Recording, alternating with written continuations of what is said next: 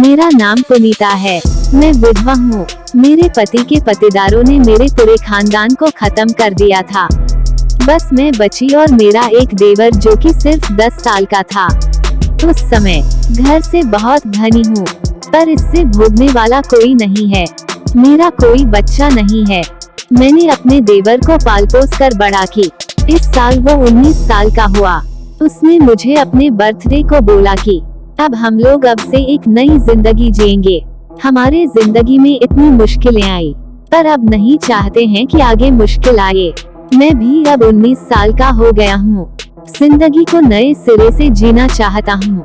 मैं बोली। शादी के 15 दिन बाद ही मेरी जिंदगी उजड़ गया था, पर आपके सहारे ही मैं जिंदगी को जीने के लिए सोची।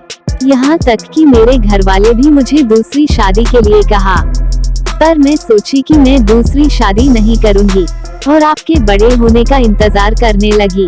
मैं अपने घर और धन दोनों को बचा कर रखी। अगर मैं गलत होती तो मैं आज यहाँ नहीं होती।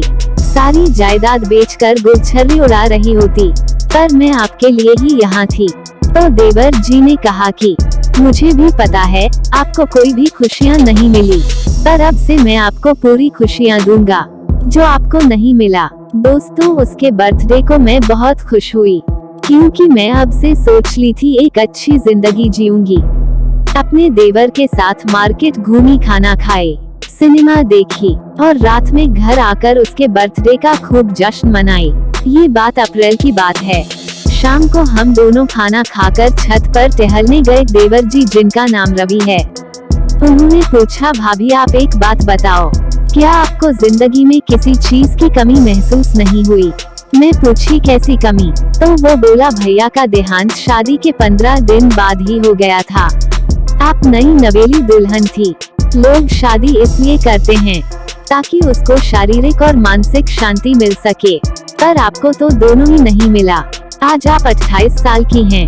आपको कभी नहीं लगा कि इंसान की शारीरिक जरूरत पूरी करनी चाहिए। आप हमेशा अलग कमरे में सोए और मुझे अलग कमरे में सुलाया। आखिर क्या कारण है? मैं जानना चाहता हूँ। तो मैं बोली, मैं आपके 21 साल होने का इंतजार कर रही थी ताकि मैं आपके साथ जिंदगी जी सकूं। मैंने प्रण की थी कि मैं कभी भी 18 साल के पहले हाथ नहीं लगाऊंगी, और मुझे आपके भैया छुए थे, और जब आप बड़े और जवान हो जाएंगे तो मुझ पर अधिकार होगा। हम दोनों हवेली की छत पर ही ये सब बातें कर रहे थे।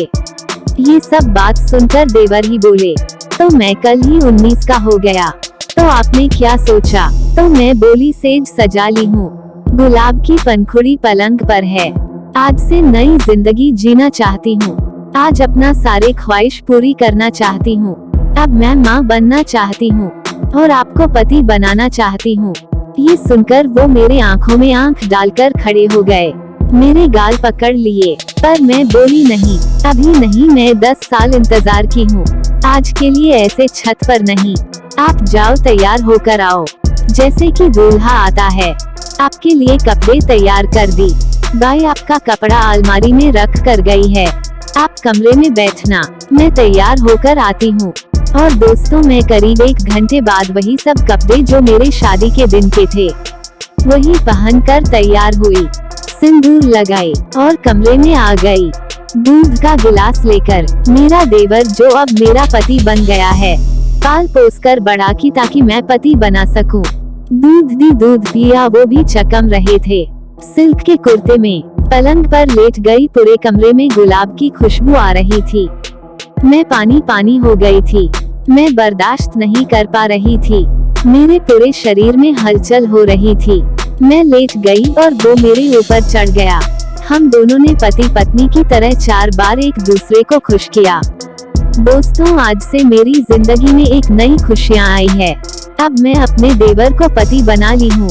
इस तरह से मैं अपनी देवर के साथ अपनी जवानी की भूख मिटाई। अगर कहानी अच्छा लगा तो चैनल को सब्सक्राइब करके शेयर जरूर कीजिए। धन्यवाद।